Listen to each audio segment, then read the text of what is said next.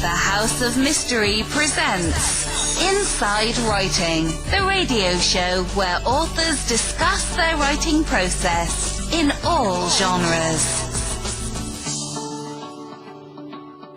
Okay, welcome back into the House of Mystery, and now it's time for the interview today.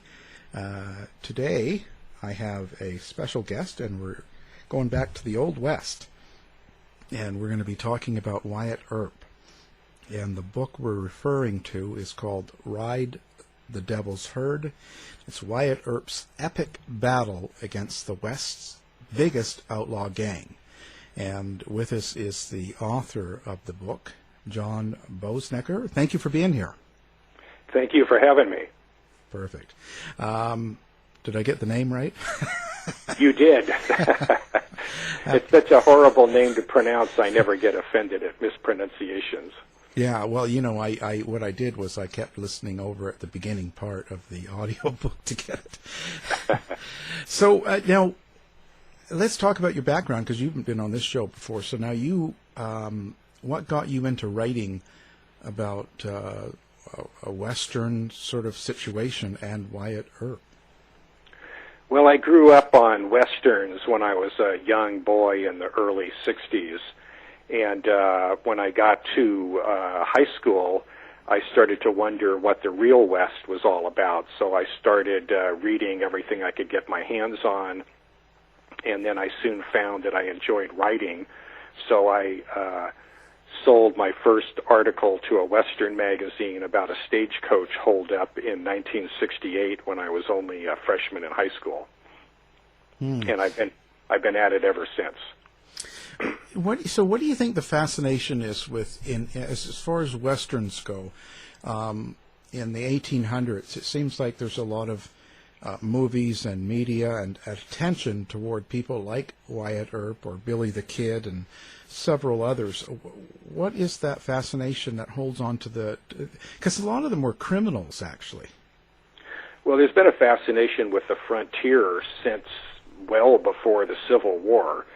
The fur trappers became well known before the Civil War. The gold seekers in 1849 to California really captured the public's imagination, and this whole idea of a frontier that always beckoned and always provided hope for a new life, a place where people could come and reinvent themselves, make a fortune, escape bad family, escape bad debts, escape bad society. It was an outlet, a safety valve, and it was something that just became ingrained into the American psyche early in the 19th century, in the early 1800s, and stays with us today. So when we go to the Wild West, as we call it, let's set the atmosphere. So what was going on in the days of Wyatt Earp? What was it like to live in a typical town like Tombstone or anywhere in Arizona? What was our lifestyle like back then? It was definitely not anything that you would like today. People always ask me, wouldn't you just love to have been alive and living on the frontier in 1880? And I say absolutely not. There was no deodorant. There was no toilet paper. There was no Advil if you got a headache. There was no hay fever medication. You know, life was tough back then, and people were tough, women and men. So for anybody to be in Arizona Territory prior to 1881, the only way to get there was to ride a horse, to come in on a covered wagon, or a stagecoach. You had to be a pretty tough person to be anywhere in the West, men or women. So they were a different breed, and the life, like I say, the life in Tombstone was, because Tombstone was a boom town, and it was based on the discovery of silver in the hills in southern Arizona. And Ed Shefflin, who's the man who discovered Tombstone, when he went out on a prospecting expedition in the 1870s, the soldiers told him, don't go down there, it's full of Apaches. And he said, no, I have to go, I'm looking for my fortune. And they said, the only thing you'll find down there is your tombstone. And so when he found this incredible mine, he named it the Tombstone, and then the town of Tombstone sprang up adjacent to the mine that he found, and then many, many other mines were then founded in the nearby area. So how well were people educated back then? Was there any type of schools at that time or anything like that? Most Americans had maybe a 6th to 8th grade education. College-educated Americans were highly unusual. Even in the East Coast, the vast majority of people had a grammar school education, if that. So you had people that generally were literate. So the newspapers were the principal way of communicating news, obviously, in that era, and the vast majority of Americans could read. So that's why I think historically newspapers, I don't know about today, but historically newspapers were written for the average 6th grader to be able to read and understand them, and that's because that was the level of education available for 100 years in the United States. Maybe that's what they need to do again. Now, medical. What kind of doctoring did they have? So if someone was shot, did they have a good chance of surviving, or was it really kind of not? The good thing about getting shot in the Old West is that the charges that were carried in Colt 44 and 45 revolvers were nowhere near as powerful as those in a modern weapon. So if you got shot by a 44, which is typically what was fired in a Winchester rifle or in a Colt single-action revolver, if the bullet struck you in a sensitive spot like your heart, or some people it's not that sensitive, or maybe their head, which isn't that sensitive for some people either, but that would probably kill you.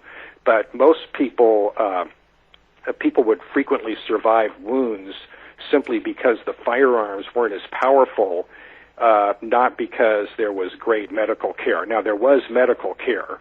In Tombstone, there were several famous doctors who became well known for treating gunshot wounds because the level of violence was extremely high on the American frontier.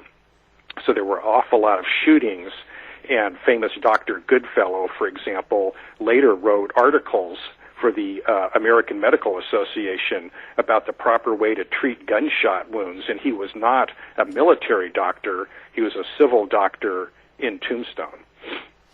That's back when they didn't even really wash their hands before they operated. I think the germ theory was coming in at that point, and I think that, but yes, the medical care was pretty poor.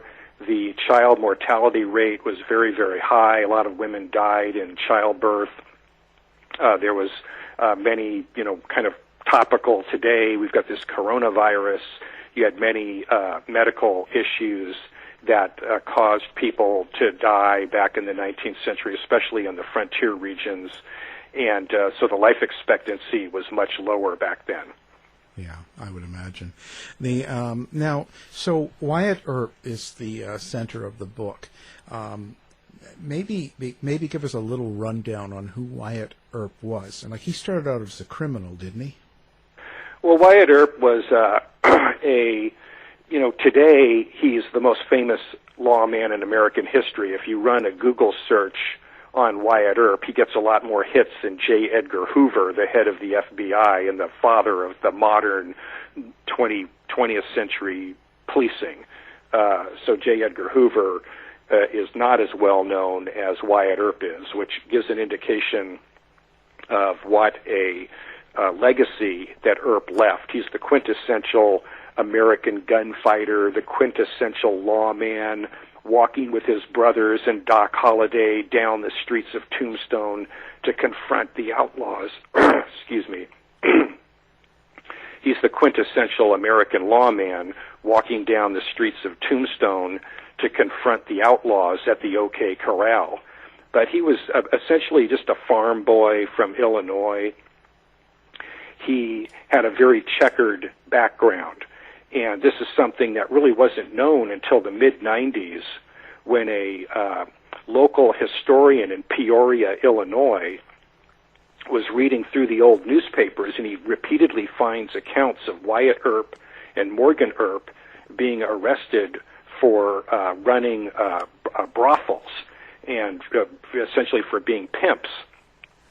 And this was a rumor that had spread in prior years, but there was never any confirmation of it. And some Wyatt Earp aficionados immediately said, no, that's a different Wyatt Earp. Well, a lot of research has been done since in the last 20 years and has shown without a doubt that Wyatt and his brothers were all pimps, all of them. Even Virgil Earp was married to a prostitute, and Virgil is generally seen to be the most moral and upright of the brothers. And so the brothers had a very checkered background before they finally went to Kansas, and they ended up in places like Wichita and Dodge City. Wyatt was a police officer in these Kansas cow towns and sort of began to reform. And so by the time the brothers decided we're going to go to Arizona and see if we can make our fortune in Tombstone, they all had backgrounds in law enforcement. What do you think drew him into law enforcement? Wyatt and his brothers were principally gamblers. They eventually got out of they were sort of in this sort of what was called the demi-monde, the underworld of American society, and so they got involved in pimping, prostitution, gambling, running saloons, because this was an escape from the drudgery of farm work. They were looking for a more exciting life, maybe keep your hands uncalloused, and eventually they found that policing was something that was more reputable and it didn't involve the heavy labor involved in farm work. And so the brothers all, Wyatt, Morgan, and their younger brother Warren even, and Virgil all got involved in law enforcement. So now we've all seen movies about the OK Corral and Tombstone and that sort of thing. Is most of it reported pretty accurately, like what you see in those movies, or is there quite a different story to that? The 1993 movie Tombstone, starring Kurt Russell and Val Kilmer, I tell everybody, if you don't watch the first 5 minutes and you don't watch the last 10 minutes, it's one of the finest Westerns ever filmed. And it's very accurate in its portrayal of the Earp brothers. There is a reference to them, to their wives having been prostitutes before they came to Tombstone. And so that movie in particular is fairly accurate, and there's a long reason why it is. Kevin Jarr got an expert who's a friend of mine named Jeff Morey, who's one of the leading authorities on Wyatt Earp and has been for more than 40 years, and got Jeff to be the technical advisor for the film. And so that's why the language is amazing and true to the time, the clothing, the weapons, the hairstyles, the women's clothing, the way the women act. It's all very, very true to that period of time. Most of the other movies about Wyatt Earp are absolutely god-awful. They're just mind-bogglingly horrible. They're just fantasy. So that's the range from fantastic to abysmal. Well, I think even when you watch old westerns, like I'm watching MeTV all the time, and Saturday's all Cowboys, a lot of those shows, I think they sort of they're not really true, you know? There's something too produced about it. And most of them are, my wife cannot go with me to a Western film because I drive her crazy. I'm constantly telling her that kind of gun wasn't invented then. That language that they're using didn't exist then. And a typical thing would be you're watching a movie that's set during the Civil War, and the actors are all carrying Model 1873 Colt revolvers, and you'd think that one of the actors would look at the barrel of the gun where it says Colt Model 1873, patent date 1873 on it, and say to the producer of the film, hey, wait a minute, we're supposed to be in the Civil War. This gun wasn't invented until 8 years after the war was over. Why are we? But that never happens. It just doesn't happen. And so there's just so many inaccuracies, and that's why the film Tombstone was such a massive success, because it was believable. Yeah. It's crazy, and yeah, you're right. A lot of times I watch for the phrases people say, and sometimes even it always matches the era that they were filming the show in, and a lot of the sayings weren't correct. They say it like it's 1960, not like it's 1860. No, and that's why the movie Tombstone, the slang that they use, the swearing, it's all taken from primary sources, such as newspaper accounts, court records. And so when Doc Holliday says, I'm your huckleberry, that comes from an old source. When they use slang in the film, it's slang from 1881, not from 1971. There's a scene in the movie starring Steve McQueen called Tom Horn, about the famous gunfighter who went up to Wyoming and got mixed up in the cattle wars. And McQueen is he's bucking a bronco, he's breaking a horse, and one of the cowboys yells at him so he doesn't get thrown off. The cowboy yells at him, hang in there. Well, that term, hang in there, was a term from the 1970s, not the 1880s or 1890s. So that kind of thing illustrates the problem, that the screenwriters, if they would do their due diligence and make and make things a bit better, then maybe the films would be more successful. The example that I always bring up is Downton Abbey is a good contrast. The British can get it right. I don't understand how it's possible. The British in Downton Abbey, when a scene is set in 1905, the men and women are wearing the fashions from 1905. When the story progressed to 1915, the women's hair was from 1915. The fashions were from 1915. So and the language is directly out of that period. So if the Brits can get it right, why can't the Americans? I just don't understand that. Well, it's still happening. I watched that the Hunter series on Prime Video, and this is supposed to be taking place in '68 and the '70s, and they would use terms like, "Oh, I'm sorry for your loss," and all of these modern terms were written right into the script, and I find it just throws the show. And that's the problem with so many westerns. The Italian or spaghetti westerns are particularly onerous to me because they're filmed in these old ghost towns with creaky wood walls and the holes in the walls, and the buildings are all falling apart.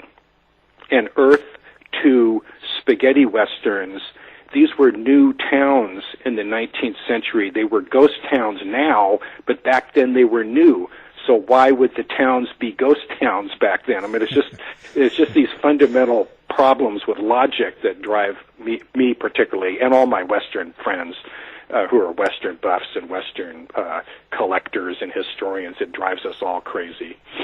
Now, one other thing about the Wyatt Earp. Now, is it true he was friends with Billy the Kid or not? No. Wyatt Earp never met Billy the Kid. The connection was that the Cowboys, and my book is the first book to actually tell the full story about how Wyatt Earp ended up in the empty lot next to the OK Corral. The gunfight did not happen in the OK Corral. It happened in this empty lot behind it. The reason that he got there, you have to go back to the early 1870s and the development of these gangs of outlaws in New Mexico territory, one of whom was Billy the Kid. And so you had these gangs of outlaws that formed, that got involved in the Lincoln County War, which was one of the bloodiest civil disturbances of the American West. And in the Lincoln County War, Billy the Kid emerged as one of the top fighters for one of the two factions. And at the end of the Lincoln County War, these gangs of outlaws kind of dispersed, and a group of them came to California. These gangs of outlaws dispersed, and then a group of them came into Arizona territory. And there they formed this gang that became called the Cowboys. And so the Cowboys, as we think of it today, are just these happy-go-lucky guys that like to, Roy Rogers, and they like to sing and herd cattle. But in the 1870s and 1880s, the term cowboy was a derogative term in the Southwest. In the 1870s and 80s, the term cowboy was a derogative term, and it meant outlaw, cutthroat, smuggler, murderer, robber. And so this loosely organized gang that became known as the Cowboys organized in southern Arizona, and there was probably about 150 of them. There were estimates that they were as many as 300, but about 150 seems about right, maybe 200 at the most. And they were a loosely organized gang, sort of along the lines of a modern-day youth street gang. And they wore rattlesnake hat bands. They were all known to each other, and they weren't organized sort of like the Mafia or the Cosa Nostra is or was, but they were loosely organized. They all kind of operated. They knew each other. They'd get together for bandit raids, and they caused a series of international incidents because they would go down into Mexico, and they would rob these towns in Mexico. They would steal cattle, drive them up to the United States. Then they would steal cattle in the U.S. on the Arizona side, drive them down into Sonora in northern Mexico for sale. And so this created a series of diplomatic incidents involving the President of the United States.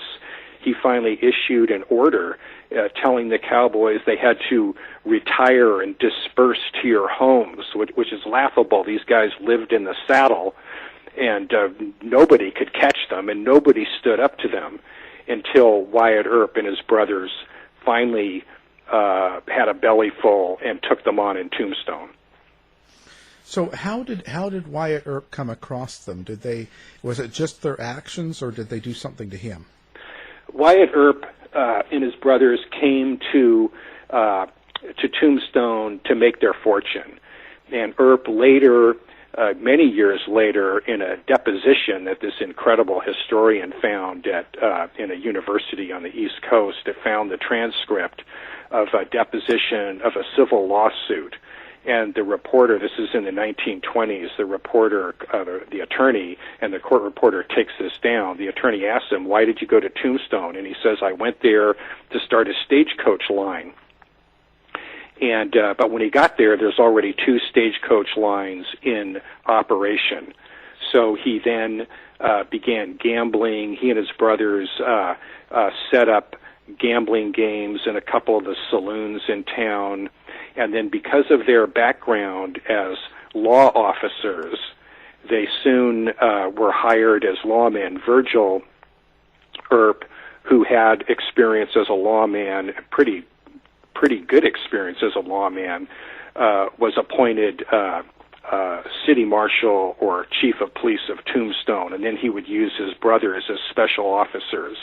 And so in that capacity, they were brought into conflict with the Cowboys. There was a famous stagecoach robbery in which a group of the Cowboys ambushed a stage.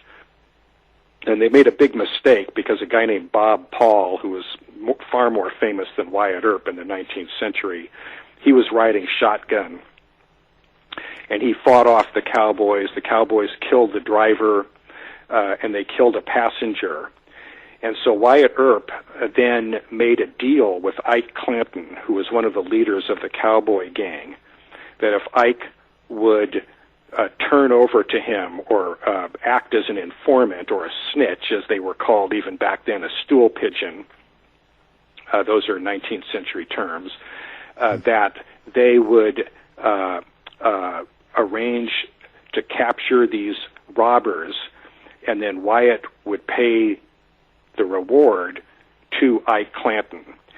And it didn't work out. These cowboys were so reckless they got themselves into another gunfight and were killed by some other characters instead of by Wyatt and his brothers. But Ike Clanton then became paranoid that his deal to inform on his fellow cowboys would come out, and this is one of numerous incidents that happened that led to friction between the Cowboys and the Earps. But it was more an effort by the Earps to enforce the law. When they got to Tombstone, they turned over new leaves in their lives. Their women, who had all but one had been prostitutes, were accepted as respectable wives. Even though most of the Earps had only common law marriages, most of them did not have an actual civil marriage ceremony or marriage license. But the women were accepted, and things in the Old West were pretty rough. Nobody asked your background. It was considered highly offensive to ask somebody where they came from, because so many people had come from other parts of the country, other parts of the world to reinvent themselves. And so Wyatt and his brothers came to Tombstone for a new life, ended up in law enforcement, and that's what brought them into conflict with the biggest outlaw gang in American history. So now this went on for a number of years, didn't it? Like, this wasn't over, like, real quick. No, the cowboy raids really began in the mid-1870s with these incidents that happened in New Mexico, and then it sort of morphed into the incidents that happened in Arizona Territory, where Curly Bill Brocius, who was one of the leaders of the outlaws in New Mexico, came into Arizona Territory with a bunch of his cutthroats from West Texas. They'd taken part in the El Paso Salt War. They took part in the Lincoln County War. And then they kept moving and came into Arizona Territory and had things their own way for years, and nobody stood up to them. Even the United States Army was unable to deal with the Cowboys because of the federal law that prohibited the Army from enforcing civil laws. And so even though this was a territory, Arizona was not a state until 1912, this was a territory. It was governed by federal territorial officers. The U.S. Army was powerless, and it was really left to the Earps. The sheriff of Tombstone, John Behan, was a brave man, had a long career as a legislator, and served as the warden of Yuma Prison in later years. He was a brave man, but for political reasons, he relied on the Cowboys. He hired them as his deputies sometimes. They were all Democrats. The Earps were Republicans from the north. The Cowboys were generally from Texas and from the southern states, so they were generally Democrats. And so Behan did a highly immoral thing by putting political expediency over public safety. And so he allowed these cowboys to come brazenly into Tombstone to cow the business people and the mine owners, and this went on until the Earp brothers put a stop to it. Pretty amazing story. Now, Ride the Devil's Herd, where did the name come from? Well, one of my favorite songs is Ghost Riders in the Sky, and Johnny Cash does a fantastic rendition of it. You can see it on YouTube. And it's about the lyrics are about this cowboy who sinned, and he sees this group of cowboys that are condemned to chasing ghosts of cows through the sky, and they chase them interminably. and they yelled down at him, "Cowboy, if you don't change your ways, then with us you will ride," trying to catch the devil's herd. And so catch the devil's herd is the term from the song, but you can't really have a book called Catch the Devil's Herd. So Ride the Devil's Herd sounded better, so that's how I landed on the title. It's just one of my favorite song lyrics. Johnny Cash, yeah, he's a guy from last century. Exactly. Oh, it goes fast. Now, one of the things you talk about is, border security. Now, so did they not really have any borders set up at all back then? There's essentially no border. Latinos were Latinos, and they lived, whether it was on the Rio Grande or New Mexico border, Arizona, your family, this had been Mexico for, 200 years or more, 300 years. And so these families simply lived there, and the border was invisible. And so this idea of illegal immigration, it just didn't exist. There was smuggling, because if you brought cattle or goods across the border, you're supposed to go to Nogales, you're supposed to go to El Paso, you're supposed to go to a customs office and pay the duty. So the smuggling that happened was just to avoid duty. There was no restriction on trade between the U.S. and Mexico. And the Mexican families that lived on both sides of the border would just go back and forth, and my uncle lives in Nogales, and I live in Hermosillo in Sonora, and so I'm going up to visit my uncle. That's the way it was. The Cowboys caused the problems by going down into Mexico, and they murdered Mexican citizens just like they murdered American citizens, and this created a huge controversy between the two governments, and both governments were equally interested in getting rid of the Cowboys. So the illegal immigration problems that they had were reversed to what we have today. You had American criminals going into Mexico because that's where all the cattle were. The cattle ranches had all been in Mexico, in northern Mexico, for generations. Southern Arizona, because of the Apache danger, was almost entirely depopulated. There were very, very few people in southern Arizona until the town of Tombstone was founded in the late 1870s. Pretty strange. So when did they finally set up any sort of a border there? The border, there were border markers put in later years. I believe those were put in the late 1880s or 1890s. One of the famous gunfights in which Old Man Clanton was killed, and what happened here was that the group of the Mexican citizens were so fed up with these raids that they went out with a group of Mexican militia, and they came across Old Man Clanton and a group of about half a dozen men, some of whom were notorious murderers and members of the Cowboys. Some of them were just innocent cowhands that happened to be with them. And they ambushed them and killed or wounded everybody in this party, including Old Man Clanton, who was the father of Ike and Billy Clanton of the OK Corral gunfight fame. And so that gunfight happened right near a marker for the border, happened just about 100 yards from it, but I don't think that marker existed, wasn't put in till later years. Now, when you talk about police officers being prosecuted for just carrying out their official duty, what do you mean by that? Well, this is a sore spot with me. I was a police officer for 8 years. I represented police officers for another 15 years as a young attorney. And the traditional way of dealing with an officer who uses excessive force in carrying out his lawful duties is because a police officer has to make decisions very, very quickly.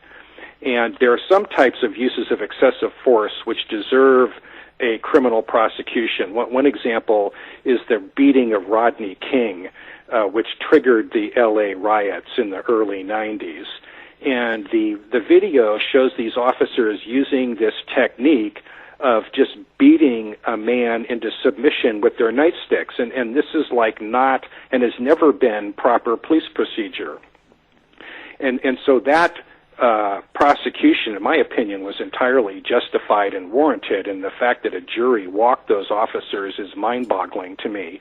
And then you compare that with the Freddie Gray case, where officers put Freddie Gray in the back of a paddy wagon and drove him to the station, and he died in the back of the paddy wagon, and they prosecuted these officers for murder.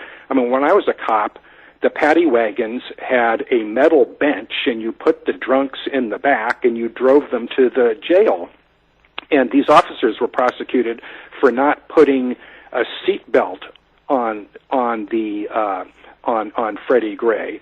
And so the problem with that is that these officers may have made a mistake. Possibly they deserve to be disciplined, 30 days off, possibly firing, depending on the circumstances, but you don't prosecute a police officer for a crime for making some dumb error when they're trying to carry out their lawful duties. So that is the problem that we see today over and over again. You see police officers where they make a decision under extreme stress whether to fire or not fire. You cannot prosecute a police officer because he made a bad decision whether to shoot or not to shoot when he had 1 nanosecond to make that decision, and then you have a jury debating for 3 or 4 or 5 days whether he made the right decision or not. That's not good governance. That's a very bad way to proceed. It discourages police officers from doing their job. And so now you have cities, and I won't name any names, but I have a lot of friends in law enforcement, and there are some departments where the police officers have been so cowed that they sit in their patrol cars and they wait to answer radio calls, and that's bad police work. Police officers are paid to hit the road. You go out, you see felons, you stop them, you see what they're up to, you search them, and you confront street criminals, and you arrest the ones that you have probable cause to arrest. And so you've got a type of what they now call de-policing, where it's almost reverse police work, where the police are now considered to be the criminals, and they're assumed to have taken part in a bad shooting. And so this is nothing new, and as I point out in my book, after this gunfight that happened near the OK Corral, which was obviously a proper shooting, and I can go into that and explain for you, but there was a prosecution, and Wyatt Earp and his brothers and Doc Holliday were charged with murder. And there was a month-long, basically what we call today a preliminary hearing, and the judge found that they had acted properly and they acted within the course and scope of their duties as law enforcement officers, and found that they were not guilty of murder. Well, what brought them to trial? Was it just that there was a lot of talk in the community, or what was it that made it happen? You had a situation in Tombstone where there were crooked businessmen, butchers who bought stolen cattle from the Cowboys, hotel keepers who rented rooms to them, saloon keepers and gambling houses that catered to the Cowboys. The Cowboys had a lot of money. They robbed and stole. And so they came into Tombstone. They showered Tombstone with stolen cash. And so you had people who, for political expediency and financial expediency, accepted criminals in their community. And again, that's a danger we have today, where you've got people that tend to take the word of criminals over police and side with criminals over police. So this is something that's nothing new. And in Tombstone, you had a sheriff who was morally corrupt, Sheriff Bean, who did nothing to stop these Cowboys. And so after the gunfight near the OK Corral, Sheriff Bean was one of the people that pressed to have the Earp brothers and Doc Holliday prosecuted for murder. Sound familiar? Now, I was going to say that, we had the ex-police chief for Seattle Police Department on. And one of the points he brought up was there was a lot of inexperienced police as well. So there's nothing more dangerous than a scared cop. And it's a vicious circle, because what happens is stop and frisk is one of the strongest police tools that exists, and it's been around since the earliest police departments were formed in the United States. The first night and day police departments formed in Baltimore, Boston, New York City in the 1830s and 1840s. And so you had community policing, which was the only kind of policing they had back then, and they would see characters that they knew were up to no good, that were criminals, and the officers on the beat would stop them, see what they're doing, make a search, and if they're breaking the law, they'd arrest them. Now, don't get me wrong, there were a lot of abuses. There was vagrancy statutes where they would even arrest people. They had ugly statutes where sometimes they could even arrest people that didn't look nice in public. So there were a lot of abuses. But what you've got today is a situation where the officers are not supposed to stop and confront known felons. And I'm not talking about harassing ethnic minorities, but when you see a couple known felons driving around your beat and you don't do anything about it, in my opinion, you're a police officer, you're not doing your job. And today, though, the young officers, and again, this is just my opinion, people will argue about this, but the young officers are prohibited from doing the kind of police work that we used to do. And when I was a police officer, I would make repeated stops over and over and over again. I knew most of the criminals. I worked in this city of San Mateo on the San Francisco Peninsula. We had about 120 officers. So it was a smaller, medium-sized city. And we would be assertive. I don't like the term aggressive, but assertive in confronting street criminals in order to protect your community. And the officers today, if they don't have experience, it's because they're prohibited from doing that. And so in my case, I drew my gun on criminal suspects hundreds of times and never fired it ever. And there's no substitute. You can get all the training in the world, but it doesn't substitute for making hundreds of felony arrests, making hundreds of felony car stops, and you get that experience, and you get to be able to do this stuff in a very calm and deliberative manner. And so my concern is today that you've got this double-edged sword where the officers are prevented from doing assertive police work, and then suddenly they're put into a situation where they have to use force, and then they freak out and they use excessive force, or they fire when they shouldn't fire. And so those are, to me, it's a vicious circle, and a very dangerous circle. Oh, it is, and there's also a sense of community. Like, it's funny when I'm in my Canada residence and I'm around. It seems like Canada's under-policed. It's hard to find police, and when you do, they're really part of the community. The RCMP, you know them, you talk to them, they're your neighbors. It seems to be very. It's not as formal. When I'm down in Seattle or LA, interactions with the police tend to be more formal, more distant. There's not like this kinship that I would expect there should be, because they're there to help society run coherent, in an orderly fashion. So I'm not sure where that comes from. And I think some of it is a result of this anti-police atmosphere that we find ourselves in, especially in the last 5 or 10 years.